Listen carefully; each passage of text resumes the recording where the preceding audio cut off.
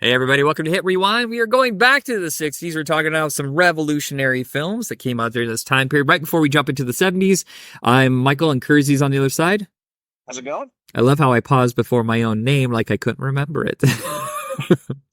You're just setting up, anticipation. Yes, sure. That's the lie we'll tell. Yeah. I think it's funny how the show has kind of changed. We originally talked about doing 70s just exploitation films. And now it's like a little bit of exploitation here, but a lot of these were just movies that were kind of like changing the whole world of cinema. Which, I mean, if you look at it in certain lights, these all could have been sold as exploitation films in one way or another. They could not have been sold at all, and in a lot of other contexts. Some of these movies we watched today, or for this podcast, I should say, and Yeah. last time, like I don't think can really be made today. No, no streaming channel's going to take it. Maybe when streaming channels like first kicked in, like when they're trying to serve up alternative entertainment, but now they're just taking like the scraps the studios don't have the money or time for now. It's not what it was supposed to be.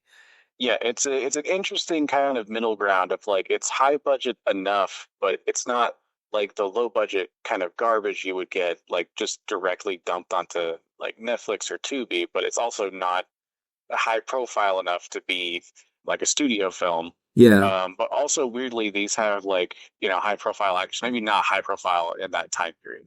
Yeah, it's a lot of these are before they really broke through, or this is the film that broke them through.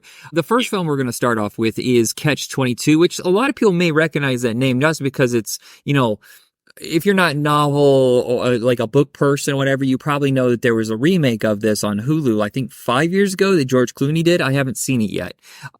I think anybody did. Yeah, I believe this might be the first R-rated movie I've ever seen. I was 5 or 6, and my parents had rented this, and it blew my mind for so long. It haunts me because I had never seen a movie with some of the imagery and the fact that you could just play with narrative timelines.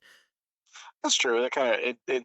I guess Pulp Fiction was kind of my first rated R movie, and that kind of changed me too. Yeah, I think I'm trying to think, is this the first movie to really screw around with narratives? Now, there had been movies before where they were like, this is the end of their life. Let's go back and see the beginning. This is a story of Abe Lincoln or something like that. But this is the one where it's constantly bouncing in and out and making you question, where are we? It's disoriented. The same thing as the main character. He's in this bananas ass crazy fucking world that is completely disorienting. Yeah, it's one of those kind of movies where the main character is sane and everyone else is insane, but because insanity is normal, he is the insane one. Yeah. And just watching him unravel and just desperate to get out of this world. And oh, holy shit, Alan Arkin just top notch in this. Yeah. It was kind of strange at first. I didn't really understand what he was going for, but like as the movie goes on and you really like feel what it's like to live in this world that he's stuck in, and that annoying thing where they keep like tacking on missions, like you have to go on 25, now it's got to be 50, now it's 75, now it's 80, and then just like he's been told this for years that Yeah. he's like just about to leave and then always has to come back or Well, is not allowed to leave. and the fact that they're like in this weird area where they're not getting really any oversight. And they're having to go on these missions, but there's also this weird thing where people in charge are either completely incompetent or corrupt. There's a whole fucking storyline with John Voight's character where he's like working with someone else to sell equipment that they need, like the parachutes. And then later in the movie, they're talking about how they just like, oh, we made a deal with the Germans. We can blow this up or whatever. It makes us look good. And we're like, what?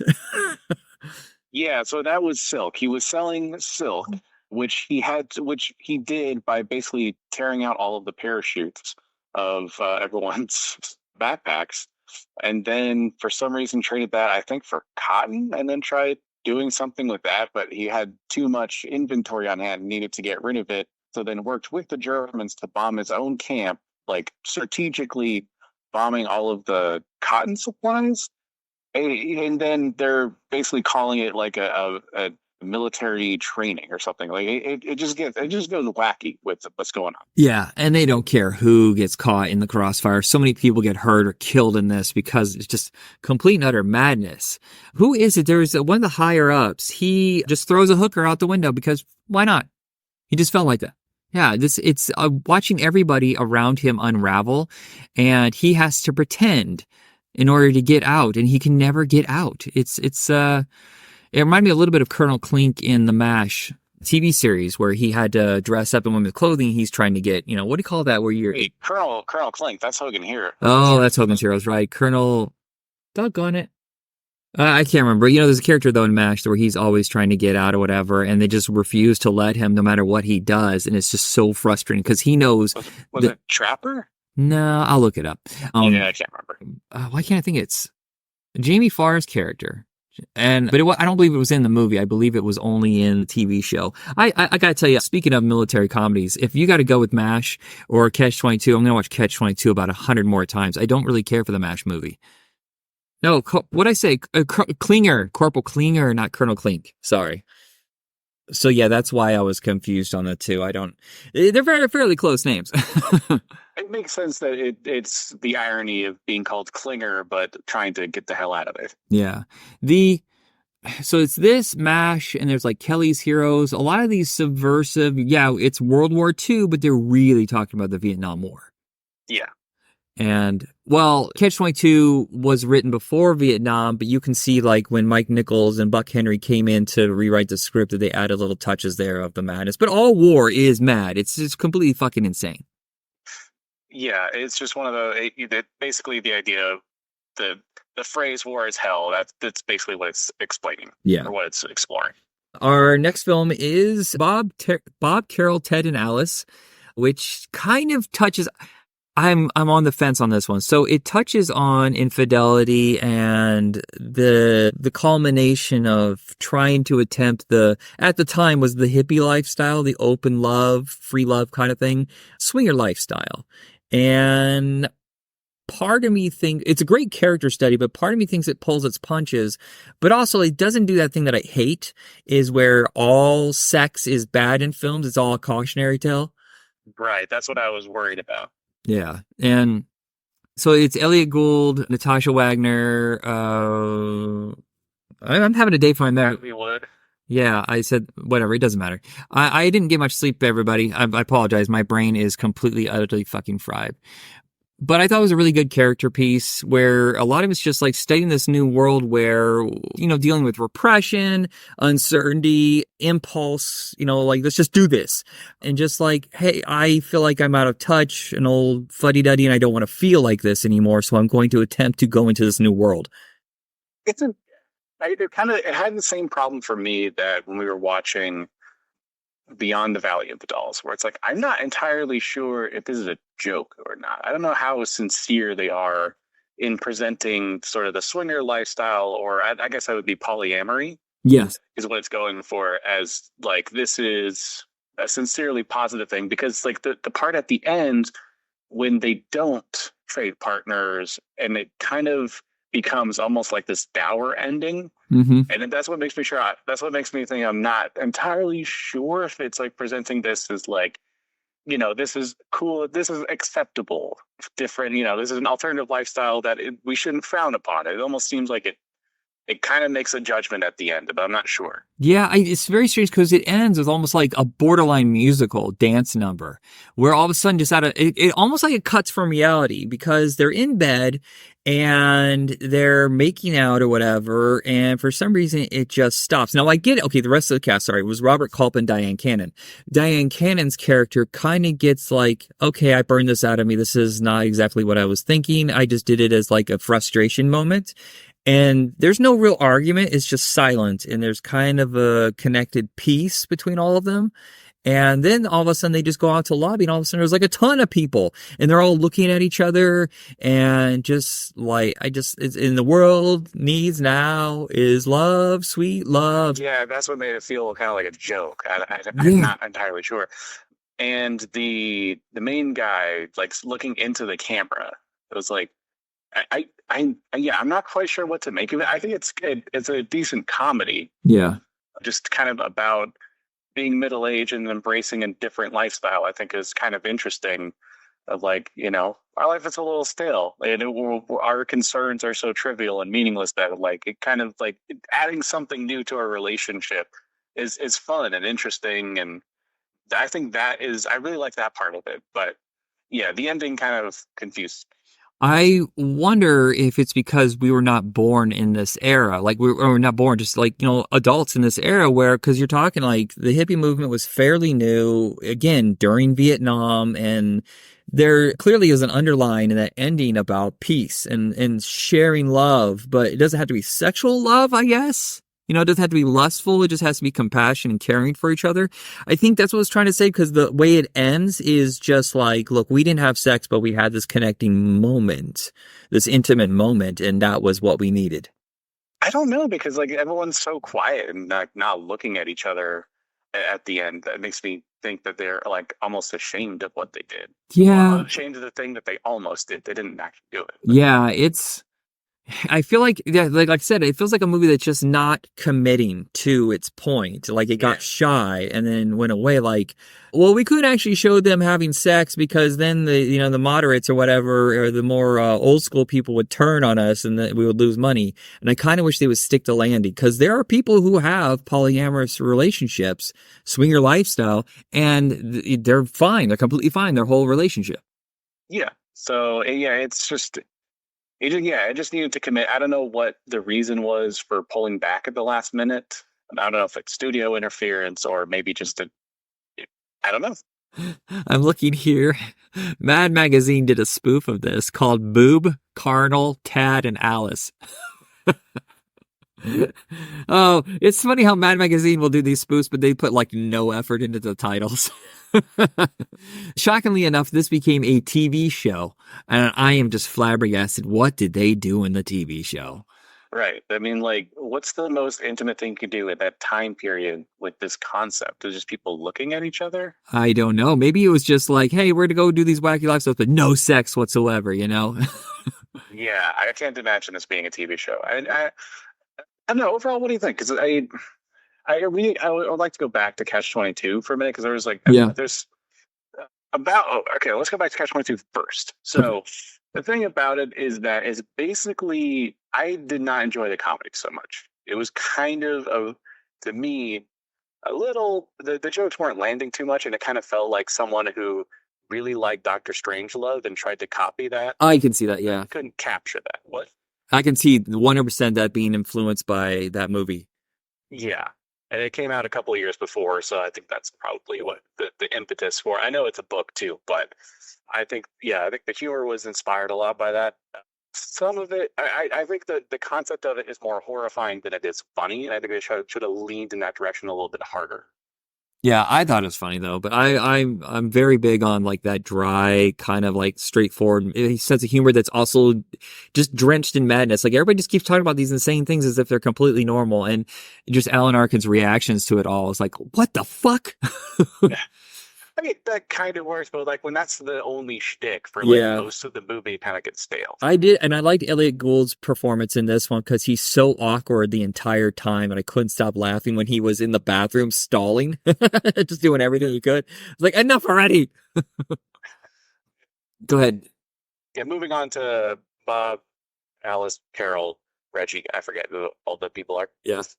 Anyway, yeah. So I think the comedy works better in this kind of movie. It's definitely kind of playing on expectation and sort of sometimes gleefully doing that too, where it's like you expect Elliot Gould's character to like he's kind of enthralled by the swinger lifestyle or by polyamory, but he's kind of set up to be a foil for the other character. So you think like, oh, he's not actually going to do it. Like he's gonna try, and then he's going to decide that he loves his wife and he's going to be in a monogamous relationship. No, that doesn't happen. Yeah. He loves it and he goes for it, and I thought that was hilarious. I like the sequence where Robert Culp finds out that Natalie Wood had an affair, and she's very matter of fact about it, but he gets really pissed until he sees him and he's like, well, shit, I did cheat too, and that's just a whatever. It's the tennis pro guy, whatever. I know him, whatever. And he just kind of like you can see it though in the tennis pro's face. He's like, oh, is he gonna hit me? Is he gonna hit me? And Yeah, he's like, he's just like a deer. He's just standing there, like, what do I do? I yeah. He's like, it's gave up trying to walk out. Like I'm just gonna wait this thing out. I don't know what's gonna happen. Yeah, no, that scene to me is the best part of the movie. Just like that journey of like the feeling of betrayal and then the sort of like realization, like, wait a minute, I'm a hypocrite. Like, Yeah. no, this is fine. Actually, what you did is better because you did it in our bed. You gave this person the respect they deserve. Like, like I just did it in a seedy hotel. Like, who am I to judge? Yeah. Our next film is Once Upon a Time in the West. I believe to be the greatest Western ever made. That is a big statement for me as a huge Western fan. What do you think of it? I've seen this before. There was a time period I was into Sergio Leone, and I was trying to watch all of his stuff. Yeah. I would probably say Good, the Bad, and the Ugly is just a little bit better, but this is really good. It's the patience that he has is astounding with setting up. And thank goodness he had the budget to achieve what he wanted to do because there's huge set pieces and just these very complicated loaded shots where he's panning upwards over everybody while you have 50 people trying to build a town and making sure that everybody is in the right place. It's amazing. And the music, holy shit. I know Good and the Bad and the Ugly is the famous one that Ennio Morricone came up with, but this is my favorite. I find myself humming it all the time. I will walk through the halls at work. Boom, boom, boom, boom, boom, boom, boom, boom, boom. That is how I feel that I'm walking through this world. Is that kind of like bouncy, almost like Tigger from Winnie the Pooh kind of music, you know? And just Charles Bronson, holy shit, the king of cool right here, isn't he? Yeah, I mean it's simultaneously huge in scope but small in scale Yeah. because like it's this huge overarching story about like expansion of the West, but it's also a really personal story about these three men and this one woman, and it somehow manages to do all of that, and it's really impressive. Yeah, and casting Henry Fonda, America's dad, as the assassin was a brilliant idea. Yeah, and Sergio Leone, when he met up with Henry Fonda, he had black contacts in, and he was like, "What is this for?" And he goes, "Well, I want to look cold blooded like a killer." And he goes, "That's why you have the steel blue eyes. You know that is what burns through people, not the black eyes like you're dead inside." And so I think that was the right thing, is just to keep his eyes blue because, good God, he captures them, makes them glow. It's piercing, yeah, Yeah, and that's also what makes him feel more like a human, a real person, and that's what makes it scarier at the same time. yeah.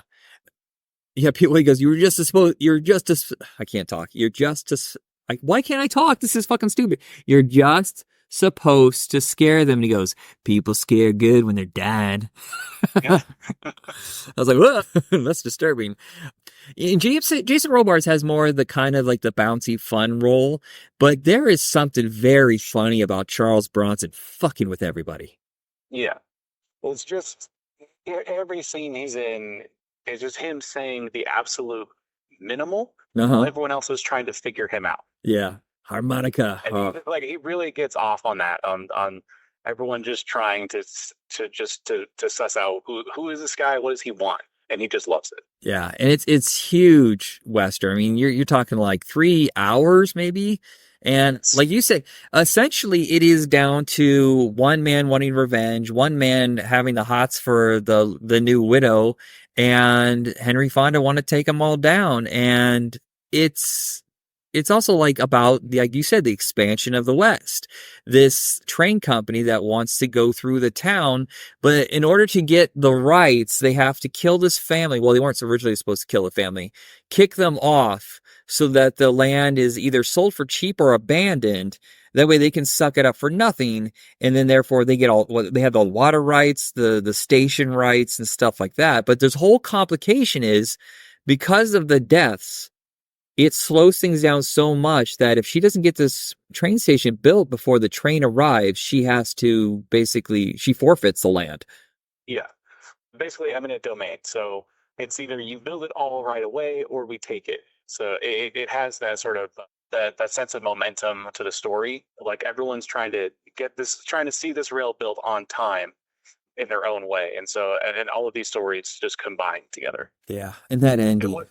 Yeah, well, like the for me, I think the best scene in the movie is also the simplest when it's just like no dialogue straight for like 15 minutes, where all you hear is just like gunshots outside of this bar that the main gal walks into, and everyone just silently looking at the door, and the guy walks in, and just him looking at everybody everyone trying to figure out what's going to happen next. There's Yeah. just so much tension being pulled out of the scene like that. And when really, on paper, nothing is happening, Yeah, but it's all in the eyes. yeah, it's just you don't know who anybody is because you have no ideas. He just shot a bunch of people, but then he has that confrontation with Harmonica who comes out of the shadows and is taunting him with his music, but at the same time he's trying to figure out is like 3 men in those dusters tried to kill me. Are they your men? Or like, are they his men? Who is this guy to, whatever. And you don't know if they're going to kill each other.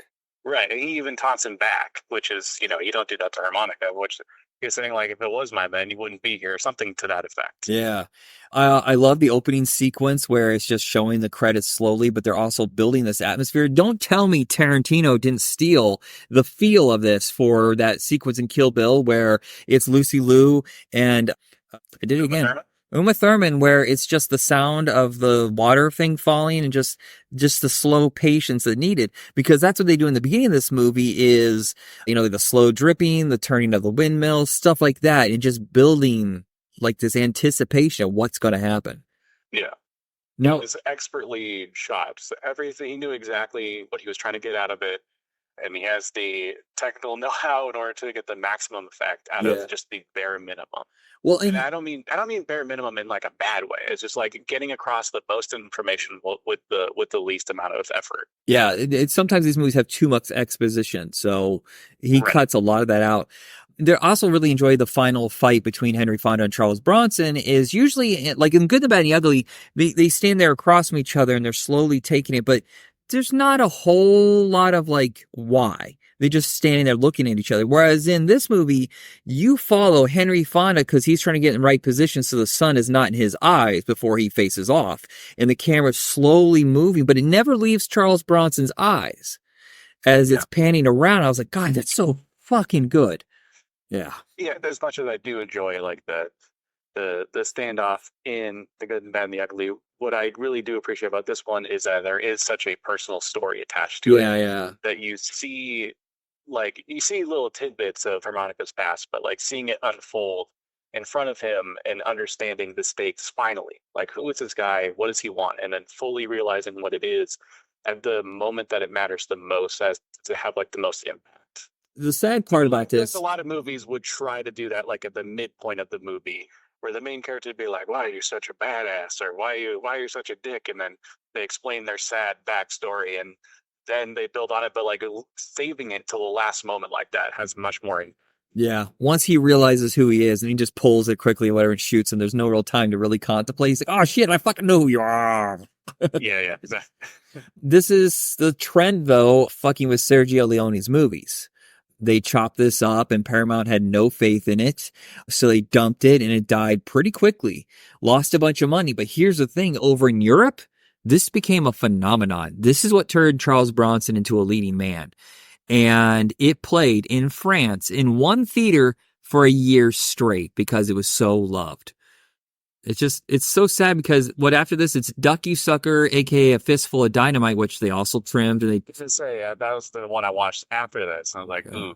And Once Upon a Time in America, which is like I think originally a 6-hour movie, but the version we finally got in America on Blu-ray is the 4.5-hour version, which makes a hell of a lot more sense than I think a 2-hour and 12-minute version that Paramount cut down. This happens sometimes. A lot of European cinema is more patient and they're more accepting of it. Whereas in America, especially when they're trying to like fill theaters, they're like, we can only do 2 showtimes a day. Shit. So we got to trim this thing down and make the story incoherent. How does that help? Yeah. I feel like that's kind of changed. I feel like the length of movies nowadays is like the minimum expected is like 2 hours. Yeah, but it has to be constant action. I mean, this one, there's only, maybe 3 action sequences, maybe? Yeah.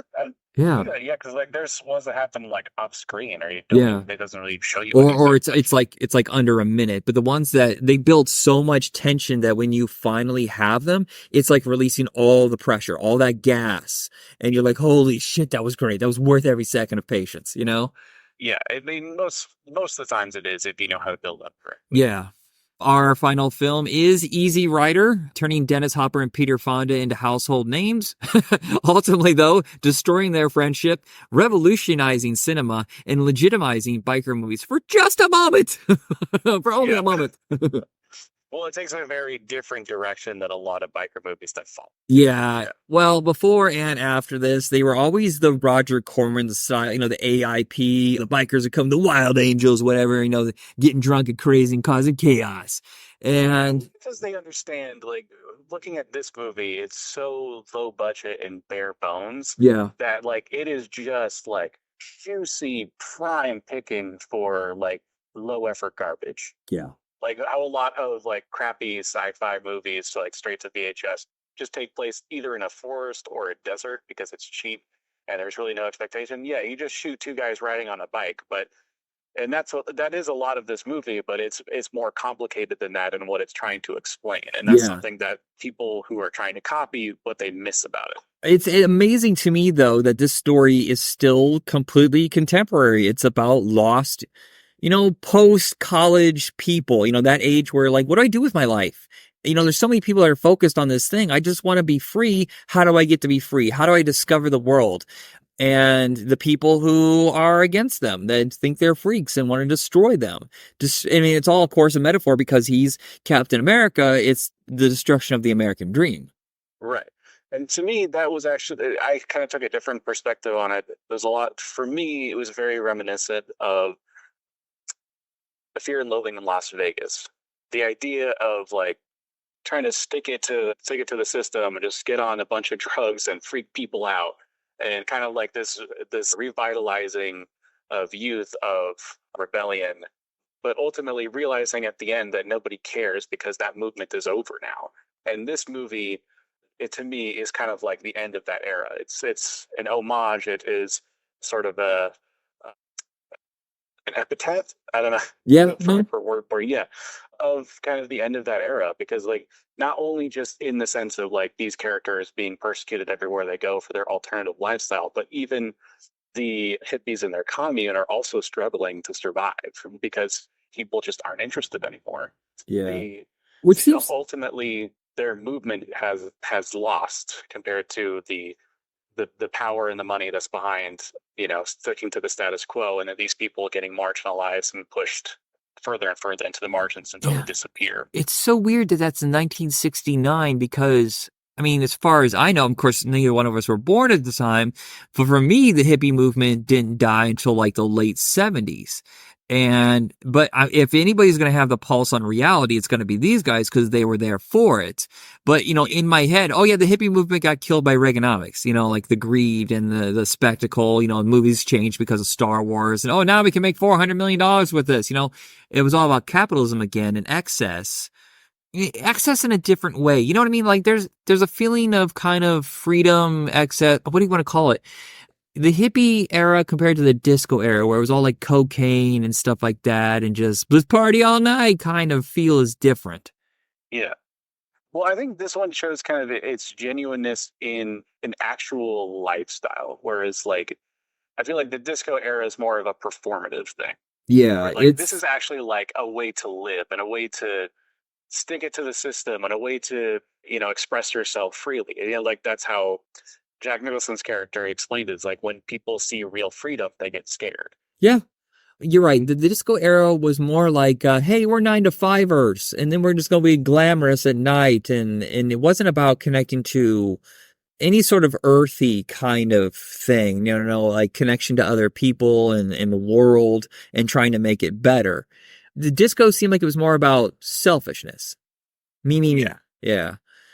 It is kind of sad. You of course, there's still people out there who try to bring this kind of world around, but obviously it's a really hard fucking thing to do. So it's interesting. Near impossible to do at this stage. Yeah, but it's kind of interesting seeing, like, for a few years there, people were really trying to collect together and make the world better. Yeah, or at least just do something different. Just like show people that you don't have to do it this way. Yeah, I wonder how many hippies decided, like, somewhere in their 30s, are like, fuck, I'm tired of being poor. I want lots and lots of money, and then sold out, Yeah, I mean that happens. And this movie, by all rights, shouldn't exist in a lot of ways. One, just like it's such a weird movie. It's so low budget, and there's just like a lot of scenes of just driving through the countryside. It's basically just like several music video Yeah, sequences. yeah, yeah. The trouble history of like how they made this movie, how Dennis Hopper went insane trying to direct this thing, and it ended up being like over 4 hours, which had to be cut down to an hour and a half. They had to completely cut out the opening sequence. So, like, by all rights, this movie should have failed, and yet, to me, this was the best movie I saw so far. Yeah, I think a lot of it has to. Bob Raffleson helped make this with Dennis Hopper, and I think his editorial suggestions and aid throughout has made this a more palatable movie, something that was actually watchable. Yeah, and I think from what I've read about what the original opening was about the two main characters, drug smuggling in Mexico, being chased by the police, and all this thing. I think really whoever made this decision to cut all of that out basically made this movie, because that completely changes the attitude and the tone of what the movie is, in my opinion. Where like if you just kept the opening, it was more about like badass outlaw type, but like the way the movie is now, at least in this hour and a half format, it's very much about these people being persecuted by a system that doesn't want their way of life, instead of like them just being troublemaking gangsters. Like I think the change made it so much more, made it so much better. Yeah, there's truly shocking stuff in this, that the townsfolk that didn't like them in the restaurant decided in the middle of the night to beat the fuck out of them, ended up killing Jack Nicholson. They did nothing wrong. They literally didn't harass anybody. They didn't do like break any laws. They just happened to look different, and they were in their town. And then I think they asked for a cup of coffee, and that was the only thing they did. Yeah, but that's not like panhandling or anything like that. But then in the end, the fucking hammer shot of an end, sweet Jesus, just blowing them to pieces. Yeah, just killing the American dream. Yeah, it's just I'm shocked that anybody at Columbia Pictures was like, okay, good, we're gonna go with this. I think a lot of it, of course, because it was so low budget, they probably like, well, you know what? If this doesn't make any money, whatever, we'll just use this as a tax write-off. We'll pre-sell it on Peter Fonda's name. Right, exactly. It's something we can hold on to in case there's one of these idiots make it, and then we can package it into like 4 movies for one deal or something. Yeah, it's still shocking that Jack Nicholson, just like 15 minutes of this movie at most. Yeah, shot. Yeah, becomes a superstar. It was supposed to be Rip Torn. Yes, that's what I heard too. Yeah, but he pulled a knife on Dennis Hopper, and knowing Dennis Hopper during this time, not surprised, honestly. But also, Rip Torn's on it. Apparently, that was a lie that was perpetuated by Dennis Hopper, that he was sued for defamation over in one, because it was Dennis Hopper who pulled the knife. Oh, okay. Both of them are insane, though. If you read stories about Rip Torn, holy fuck, you guys are crazy. And of course, it destroyed Peter Fonda's relationship with him because, during the whole acid trip scene, he was talking, and they were actually tripping, was talking about his real life committed suicide. And he discusses it, and he begged Dennis Hopper to take it out of the film, and he refused. And I still don't understand the whole acid sequence anyway. So the whole thing seems pointless to me. Do you understand it? No, I was kind of skipping around a little bit. I was like, I don't think it's necessary. He destroyed a friendship over a scene that is completely pointless. I mean, like, I don't know if it's completely pointless. I do think that heartfelt, prayer, I guess he was doing for his mother, that is really powerful acting in that scene. Yeah. But I think because I have seen Fear and Loathing in Las Vegas so many times, where it's like, I've already seen this being done, so I don't really feel it's necessary. But yeah, it's a little strange and a little bit unnecessary. Yeah. Of the 4, you said Easy ruined the movie at all, though. Oh, okay. Of the 4, Easy Rider's probably your number 1 pick. Oh yeah. Yeah, I'm all in on Once Upon a Time in the West. God damn it, it's so good. Yeah, that's my second. But Easy Rider was such a it's still kind of like a shock to me that a movie like that exists. It feels like it is also the beginning of, of course, it's the beginning of the phrase heavy metal because of the song by Steppenwolf, but also you're right, it feels a little bit like what a music video would become. Like you could literally cut pieces out of this and throw this on like, oh, this is the first day of MTV, and then like Steppenwolf is the first video, Yeah, exactly. It's strange. There's so many oddities about this movie that is just the sum is greater than, I mean, the whole is greater than the sum of its parts. Yeah. Basically, like the more you try to pick apart the movie, the more you're like, how does this even happen? How did they even make this? Yeah. All right. So that is it for this episode. Thank you, Kersey. Yeah, thank you very much. All right. We're out. Have a good one, everybody. Goodbye.